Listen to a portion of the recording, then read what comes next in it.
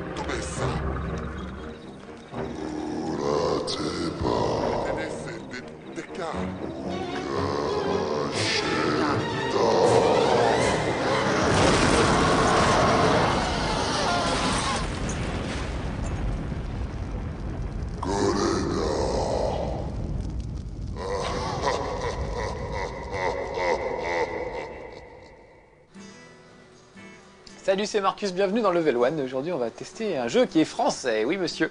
C'est de chez Delphine International Software, un jeu de Paul Cuisset. Les vieux de la vieille comme moi connaissent Paul depuis longtemps. On lui doit des jeux comme Les Voyageurs du Temps. Enfin, tout ça ne nous rajeunit pas, mais en tout cas, croyez-moi, c'est un bon programmeur, un bon scénariste en tout cas, qui trouve toujours des idées brillantes. Et l'idée de Darkstone, c'est de faire, pour ceux qui ne connaîtraient pas, une initiation au jeu de rôle qu'on peut trouver sur ordinateur. Des trucs comme Baldur's Gate et tout ça, mais en beaucoup plus simple. Avec quand même les règles du vrai jeu de rôle, avec un héros, une héroïne. Enfin, moi j'ai choisi, on aurait pu prendre deux gars. Lui, je l'ai appelé Marcus, c'est un guerrier. Vous voyez, il a son petit manteau. Tiens, on va lui mettre son petit manteau, comme ça il aura un peu moins froid. Et elle, je l'ai appelée Peggy. Peggy qui nous tourne le dos très mal poliment, qui est quand même plutôt jolie comme fille. Et qui, elle, est une voleuse. Alors, on retrouve les classes habituelles de Donjons Dragons, c'est-à-dire guerrier, voleur, magicien... assassin, etc., sorcier. Et là, nous voilà dans le premier niveau, qui est une ville. Et c'est une ville dans laquelle on va nous apprendre un peu à manier le jeu et les personnages. Alors, on va par exemple discuter avec ce garde. Je suis heureux de vous revoir après toutes ces années. Mais moi aussi. J'ai appris la triste nouvelle au sujet de vos parents. J'espère que vous finirez par retrouver celui qui les a si lâchement assassinés. Ici, les choses vont de mal en pis depuis votre départ. Les armées du seigneur Drac terrorisent la population lors d'incessants raids sauvages et plus personne ne se sent en sécurité dans le pays. Bon, on va pas développer le scénario, mais vous avez compris que le méchant, il s'appelle Drac.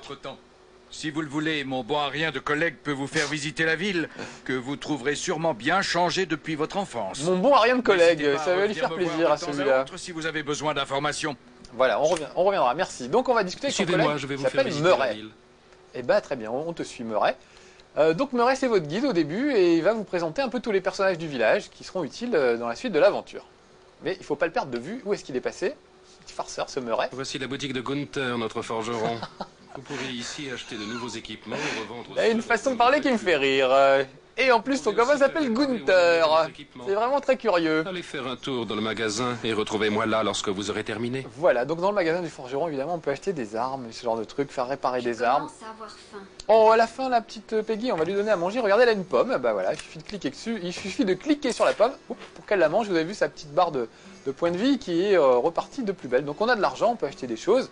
Il y a une voyante, il y a plein d'endroits, plein de personnages. Ici, on peut apprendre à se servir des armes. Carrément des monstres qui sont là exprès pour servir de cobayes. C'est assez rigolo. Je vais me rapprocher comme ça on les verra un peu mieux. Regardez, voilà, il y a un enclos avec des monstres. Et on peut lui taper dessus, c'est juste pour s'entraîner. Mais étant donné que j'ai pas pris d'arme, évidemment, ça va pas être facile. Est-ce que Marcus a une arme, lui? Est-ce qu'il pourrait me défendre un petit peu? Oula, je ferais bien de m'en aller. J'ai fait une grosse bêtise comme d'habitude. Vous connaissez ma maladresse maintenant. Je n'ai pas pris d'armes puisque, vous voyez, ils sont mains nues, donc c'est pas une très bonne idée de partir les mains vides. Donc on va quand même aller voir le forgeron pour qu'il nous file un petit quelque chose qu'on ne parte pas quand même. Gunther est un bon forgeron, mais il est dur en affaires. Pour négocier avec lui, mieux vaut avoir le talent de commerçant. Bon, venez avec moi. Je vais vous présenter Madame Irma. Madame Norma, ça attendra un petit peu, on va quand même Entrez, discuter entrez. avec Gunther le Chez moi, forgeron. vous trouverez les équipements les plus complets, les armes les plus performantes et bien plus encore. Vos ennemis ne s'en remettront pas, et tout cela au prix les plus alléchants du marché. Ah, en plus, c'est pas cher. Alors, par exemple, on va acheter... moi, par exemple, je suis guerrier, donc je vais au rayon guerrier. C'est un peu le rayon jouet. J'ai 3000 écus, je sais pas quelle est la monnaie locale, alors j'ai pas les moyens de m'acheter une hache. Par contre, une épée, ce serait pas mal. Allez, va pour l'épée, ok, ça roule. Voilà, et puis un petit bouclier peut-être 1350, c'est un peu cher. Un petit casque, histoire de pas partir tête nue. 450 pièces d'or, bah, ça va me ruiner, mais au moins je serai équipé. Voilà. Et on va faire la même chose pour mademoiselle, qui va parler à notre ami le forgeron. Chez moi, vous trouvez... Voilà, et qui va s'acheter, elle est voleuse, donc on va lui acheter un petit équipement de voleuse. Ah, un arc, c'est pas mal. Parce que... non. Oh. Ah, j'ai dépensé tous les sous. C'est horrible. J'ai dépensé tous les sous, je savais pas que c'était une bourse commune. Et elle est absolument dégoûtée. Oh non, allez, redis-nous. Ça fait beaucoup rire Greg, notre ingénieur du son, donc je lui refais. On peut même faire du rap avec. Allez, ça suffit maintenant. Alors c'est embêtant parce qu'elle a quand même pas d'arme. Il faudrait que quelqu'un lui donne une arme gratuitement parce que c'est assez tragique. On va quand même pas la laisser partir comme ça, complètement désarmée. Est-ce qu'il n'y avait pas une arme? Est-ce qu'il n'y avait pas des trucs près du forgeron? Je me souviens plus. Il faut que je regarde un petit peu mieux. Allez, je vais me concentrer juste 2 minutes, histoire de voir si on peut trouver des armes pour cette fille. Ce serait pas mal. Le monastère de la déesse Kaliba a Oui, été toi, on attaqué. s'en fout, on t'a pas causé. Alors, s'il te plaît, on est en train de chercher des armes. Je fais tourner la caméra. Alors, c'est moi qui fais tourner la caméra tout à fait librement autour de nous. Ah non, on peut pas la prendre. Comment j'ai fait tout à l'heure pour avoir des armes alors? Allez savoir. Bon, alors, on va mettre Marcus plutôt en tête puisque c'est le seul qui est armé. Et ce qu'on va faire, c'est qu'on va aller directement un peu dans la forêt pour partir à l'aventure. On va passer un peu cette séquence-là, qui est plutôt une séquence pour apprendre à servir du jeu. Et on va aller sur les terres d'Ardil, je sais pas comment ça se prononce, pour voir un peu la bagarre. Comment ça se passe. Alors, un truc fabuleux, c'est qu'à chaque fois que vous jouez, le jeu crée de nouveaux décors et de nouveaux personnages et de nouvelles quêtes. C'est-à-dire que là, je vais arriver dans la forêt, je ne sais pas ce qui va s'y passer. Tout à l'heure, j'avais une quête avec une sorcière. Maintenant, bah, je sais pas ce qui va m'arriver. En tout cas, il y a des monstres. Donc voilà, est-ce qu'ils ont laissé de l'argent sur place? Parce que c'est pas le tout, mais on va avoir besoin d'argent pour acheter des armes à notre copine Peggy. Sinon, on risque d'être un peu démunis. Je commence à avoir faim. Oui, bah ça va bien, elle a pas d'armes, alors tu vas pas te plaindre. Alors vous voyez, c'est assez gore, mais bon, c'est pas méchant, hein, c'est vraiment des monstres qu'on flingue, donc pas de soucis, je pense que les petits peuvent jouer.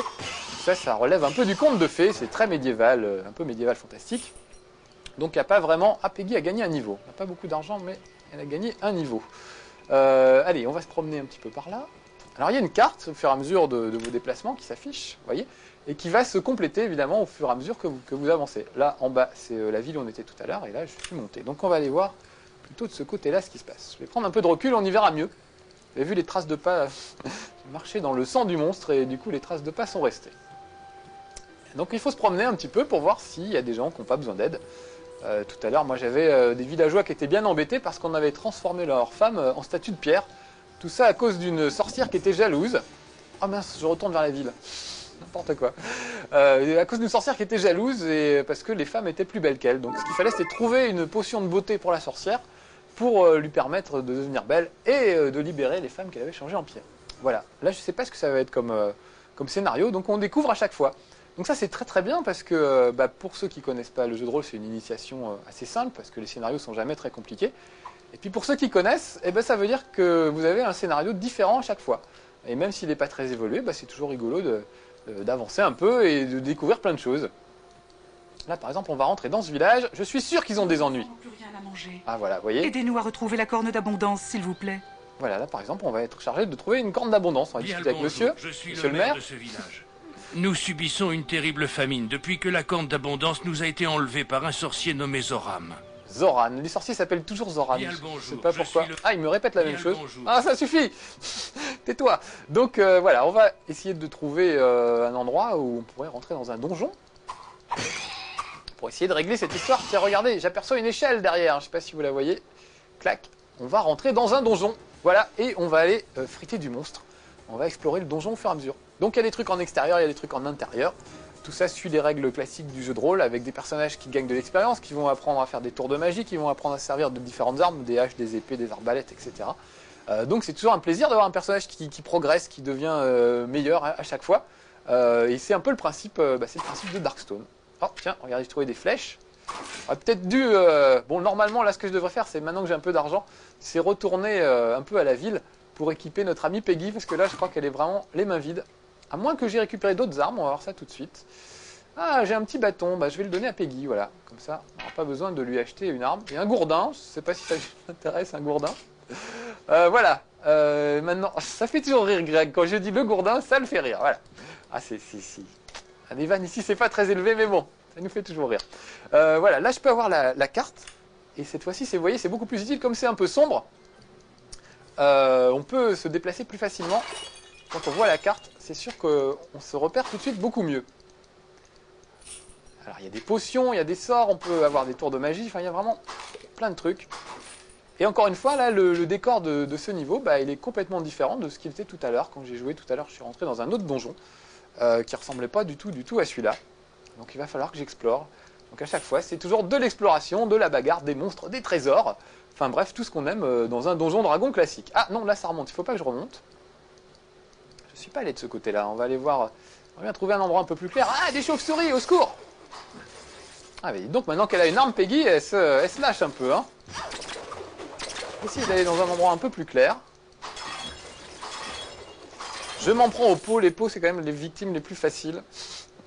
Et je risque pas grand-chose. Alors, on va regarder sur la carte. Je dois être peut-être dans un cul-de-sac, non? Et sur le côté. Je n'y vois goutte là-dedans. Voilà, apparemment, c'est par là. Il a faim. Bah, mange une pomme si t'as faim. C'est ce qu'on te conseille toujours. Oh, un coffre. Allez, on va regarder ce qu'il y a dans ce petit coffre. Voilà. Alors, il se bagarre avec elle, je sais pas si vous voyez, ils sont quand même bien unis. Voilà, lui se bagarre dans son coin. Et ils s'entraident tous les deux. Donc, à vous de vous arranger pour que les personnages s'entraident à chaque fois. Voilà, là, on va y voir un peu plus clair. Donc, je vais pouvoir lâcher la carte. Et ça va être un peu plus lisible, un peu plus limpide. Oh là là, voilà encore des petits gnomes. Bah, on s'en débarrasse assez vite. Si Marcus voulait venir me donner un coup de main, ce serait pas mal. Parce que là, pour le moment, il n'y a que... Peggy qui se bat toute seule. Alors, ce que je vais prendre, je vais mettre Marcus en leader. Voilà, et c'est lui qui va un peu mener la danse maintenant. Alors, à des moments, il faudra séparer vos personnages. Là, pour le moment, ils sont tous les deux ensemble. Mais il y a des moments, il faudra que vous en ayez un dans une pièce pour ouvrir un levier et un autre dans une autre pièce pour toucher un autre levier. Bonjour. Ah, voilà Riken. J'ai été tué avant d'avoir pu remplir ma mission. Et depuis, mon âme en peine hante ces lieux. Même moi, je suis fantomatique, vous avez vu? C'est Pierre aux effets spéciaux, bravo Pierre. L'abondance, volée par ce rame le maléfique, sera restituée aux habitants de mon village. Voilà. Donc, eh ben voilà, on va l'aider dans sa quête. Enfin, vous avez vu comment ça se passe. Au fur et à mesure, vous avez des personnages qui vous parlent et qui vous expliquent un peu tout ce qu'il faut faire. Et ça vous permet de progresser. Voilà, et d'avoir des personnages qui progressent. Oui, non, ça va. Tu nous as déjà dit bonjour, lâche-nous. Voilà, merci. Voilà, bon, moi je vais vous laisser là. En tout cas, c'était un level 1 bien sympathique. Pas que je sois particulièrement doué, mais parce que le jeu, lui, est bien sympathique et que on s'est bien marré avec. Il y a beaucoup de gens qui jouent à Game One. C'est vrai que pour les gens qui sont débutants, qui n'ont jamais touché un jeu de rôle de leur vie, et voilà une bonne initiation, une bonne façon de s'y mettre. Donc voilà, on vous recommande assez chaudement Darkstone, qui est un jeu vraiment sympa et qui nous a beaucoup plu, en tout cas nous à Game One. Allez, je vous laisse là-dessus, c'était Level 1 sur Darkstone. À bientôt pour un prochain Level 1. Ciao.